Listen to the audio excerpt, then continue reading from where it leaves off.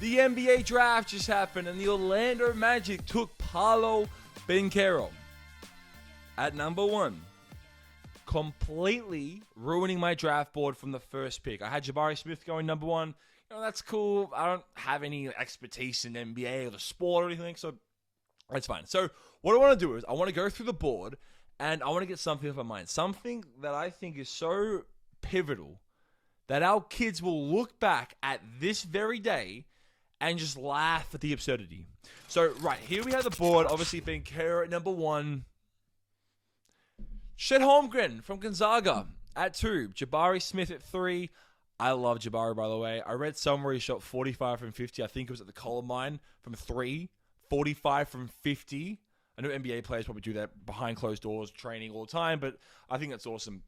Murray to the Kings. Another guy I think will have a long career. He took the biggest jump in points in Big Ten history. So he improved by 16.3 points per game. 16 points. These are the stories that I'm a sucker for, okay? Jaden Ivey at 5, big shot getter. Ben Mathurin, great cutter, great shot creator. This guy is just built, I think, for the modern NBA. You can see this with some of these guys. Shaedon Sharpe could win Rookie of the Year. High potential player, high opportunity environment. Okay, then we got, obviously, Dyson Daniels, Jeremy Sohan, Johnny Davis. By the way, Johnny Davis, sick name. Ousmane Dieng, which was, he was going to go to the Knicks. Now, the Thunder haven't. Did anyone see this, by the way? If anyone watched Stephen A. and Spike Lee's reaction to that draft pick, it's awesome. It's awesome. So, they're thinking he was going to go to the Knicks.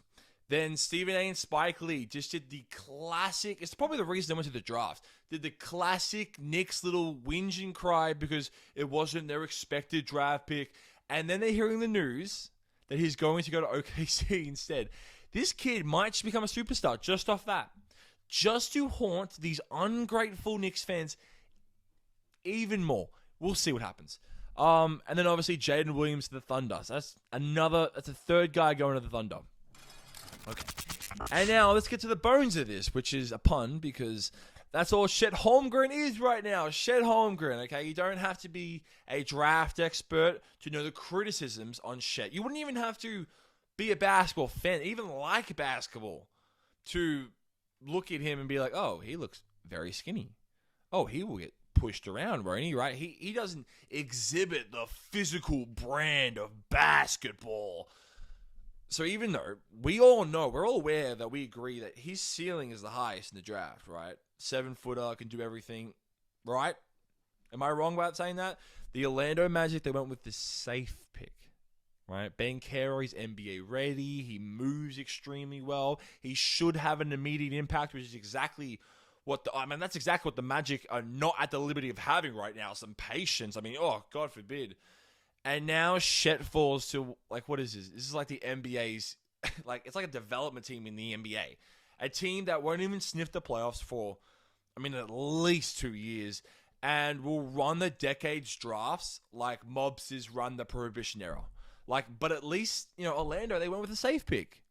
Because, Bamba and O'Keefe and Cole Anthony and Suggs and Wagner, they just got them so far. Let's go with a safe pick. There's nothing wrong with Banchero. I think he's a pretty good player. I think I way less downside than Holmgren. I'll completely admit that. I understand the pick. So you take him 1 because no one wants to be the franchise that went for it, really went for it with number 1, and maybe you get a bust. That always happens. But you know who else was second overall picks? Kevin Durant, Brandon Ingram. Oh, look at that. They all had, I think you look at that, similar areas of improvement. They all look pretty skinny, if you ask me. Could have probably banged down low, right? Probably could have with the tough guys. Okay, I don't know.